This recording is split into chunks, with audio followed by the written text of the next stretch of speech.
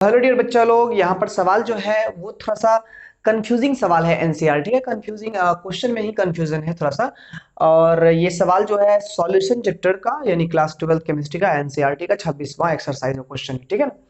सवाल कहता है कि if the density of some lake water, एक लेक का वाटर है, झील का कोई पानी है जिसका डेंसिटी 1.25 ग्राम पर ml है। ठीक है, डेंसिटी दिया हुआ है। और डेंसिटी का यूज जहां वही होता है जहां पर मोलैरिटी की हम लोग की जरूरत होती है, बट यहाँ पर मोलैरिटी निकालने बोला नहीं है, इसलिए डेंसिटी का बात जो है ना हवा में ही भूल जाना है, कोई दिक्कत नहीं है फिलहाल। ठीक है। And contains 92 gram of sodium ions, यानी कि इस पानी में 92 ग्राम सोडियम आयन है। कितने में? तो 1 केजी के वाटर में लिखा हुआ है 92 ग्राम ऑफ सोडियम आयंस पर केजी ऑफ वाटर। अब यहां एक चीज कंफ्यूजन है। कंफ्यूजिंग ये चीज है कि यहां पर वाटर लिखा हुआ है। अब यहां से दो बातें निकल सकती है, या तो इस सॉल्यूशन को यहां से लिया जाए, इस सॉल्यूशन में अगर पूरा का पूरा 1 केजी का लेक वाटर लिया गया है, मान लीजिए उसमें 92 ग्राम अगर हमारे पास सोडियम आयन है, तो डेफिनेटली 908 ग्राम जो होगा वो क्या होगा? वाटर, यानी H2 होगा, प्योर सॉल्वेंट होगा। नहीं, यानी कि अगर हमारे पास पानी और सोडियम आयन है, सॉल्यूशन है, इसको लेक वाटर बोल रहे हैं। अगर ये लिखा हुआ है, इस वाटर का अगर अर्थ हमारे पास लेक वाटर से है, तो यहां पर हमारे पास इसके 1 केजी में 92 ग्राम अगर सोडियम है, तो 908 ग्राम क्या होगा? इसमें वाटर होगा।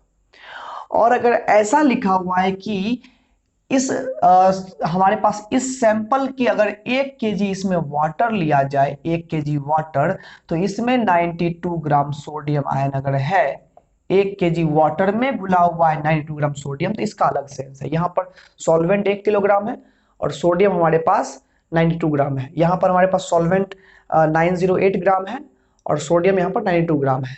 ठीक है, थोड़ा सा क्वेश्चन प्रिंट करने में थोड़ा सा जो है ना कुछ कंफ्यूजिंग कर दिया है, बच्चा यहाँ से कंफ्यूज्ड है। और सबसे मजे वाली बात यह है कि आंसर तो और कंफ्यूजिंग कर दिया है।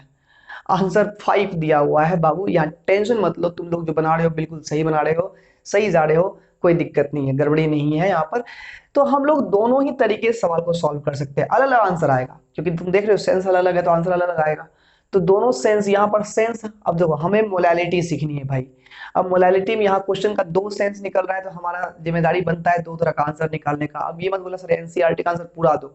एनसीईआरटी कोई ब्रह्मास्त्र नहीं है कि हम उसका आंसर पुराते रहे भर दिन बैठ करके। ठीक है, तो यहाँ पर देखोगे, अगर हम लोग यहाँ पर इस ढंग की बात करते हैं, ठीक है, इस ढंग की बात मतलब ये कि अगर ये लेक वाटर का अगर यहाँ पर दिया हुआ है कि 1 केजी अगर लेक वाटर लिया जाए तो उसमें 92 ग्राम यहाँ सोडियम आयन है, तो बताओ मोलैलिटी क्या होगी सोडियम आयन की, है ना।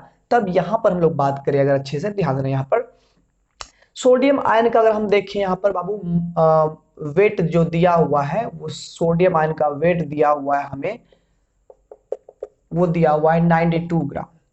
सोडियम आयन की मोलर वेट की बात करें तो सोडियम का मोलर वेट वही होगा जो सोडियम आयन का होगा, क्योंकि एक इलेक्ट्रॉन निकाल दो एक इलेक्ट्रॉन दे दो, वेट पर कोई फर्क नहीं पड़ेगा। सोडियम का 23 होता है तो 23 ग्राम पर मोल ही रहेगा। यानी नंबर ऑफ मोल्स निकाले सोडियम आयन का, तो वेट बाय मोलर वेट 92 बटा 223, ये 4 मोल आ जाएगा। 4 मोल आ गया, या तो मोल निकल गया। अब अगर हम वेट ऑफ सॉल्वेंट की बात करें, वेट ऑफ सॉल्वेंट, तो कंफ्यूजिंग है यहाँ पर। कंफ्यूजिंग यहाँ पर हम लोग नंबर 1 लेके चलते हैं। यहाँ पर वेट ऑफ सॉल्वेंट हमारे पास यहाँ पर ए नंबर यहाँ से कर लेते हैं। वेट ऑफ सॉल्वेंट अगर हमारे पास यहाँ पर क्या हो, 1000 ग्राम हमारे पास पूरा सॉल्यूशन हो, यानी लेक वाटर अगर हमारे पास 1 केजी का है और इसमें 92 ग्राम सोडियम आयन है, तो यहाँ पर कितना हो गया? 908 ग्राम हो गया प्योर वाटर, यानी सॉल्वेंट हो गया। अब यहां से हम लोग को इसको किलोग्राम में लिखेंगे तो 0.908 केजी लिखोगे। ग्राम को किलोग्राम में बदलने के लिए 1000 से डिवाइड करते हैं हम लोग, कर दिए।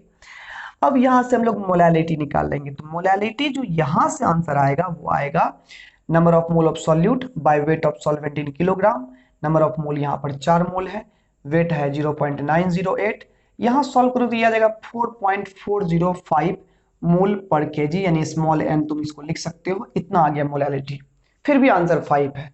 और दूसरा यहाँ पर सेंस, यहाँ पर ये है बी नंबर का सेंस ये है कि अगर यहाँ लिखा हुआ है कि इस लेक वाटर में अगर 1 kg हम एट वाटर को देख रहे हैं, 1 kg प्योर वाटर को देख रहे हैं, तो उसमें 92 ग्राम घुला हुआ है कौन चीज, सोडियम आयन घुला हुआ है। यानी 1 kg वाटर निकाल लिए प्योर वाटर, उसमें 92 ग्राम घुला हुआ है सोडियम। पहला वाला केस क्या लिए थे कि 1 kg पूरे के पूरे लेक वाटर में है 92 ग्राम सोडियम, 908 ग्राम क्या है हमारे पास वाटर है। लेकिन इस बार क्या ले रहे हैं, तो 1 kg का प्योर वाटर ले रहे हैं और उसमें अतिरिक्त क्या घुला हुआ है, 92 ग्राम सोडियम घुला हुआ है। यानी कि हम लोग पानी का यहाँ पर, शुद्ध पानी का यहाँ पर ले रहे हैं, वेट ऑफ सॉल्वेंट ले रहे हैं यहाँ पर 1 kg। वेट ऑफ सॉल्वेंट को ही क्या समझ रहे हैं हम लोग, 1 kg, इसको प्योर वाटर समझ रहे हैं, ठीक है ना। तब क्या हो जाएगा, मोलैलिटी बराबर हो जाएगा N/W। N है 4, W हो गया 1, यानी 4 मोल पर लीटर, यानी 4m यहाँ पर आंसर आ रहा है। और दोनों ही सूरत में आपकी बुक में एनसीईआरटी में आंसर कितना दिया हुआ है, 5m इन एनसीईआरटी दिया हुआ है। ये कतई आपका यहाँ पर जो ना आंसर मिल नहीं पाएगा, ठीक है ना। और समझ में आया बाबू तो लाइक जरूर करना, और क्या कहते हैं, कोई राय विचार कोई डाउट हो तो कमेंट में जरूर चिपका देना, ठीक है। और चैनल पर नए हो सब्सक्राइब करके जाना। मिलते हैं अगले वीडियो में।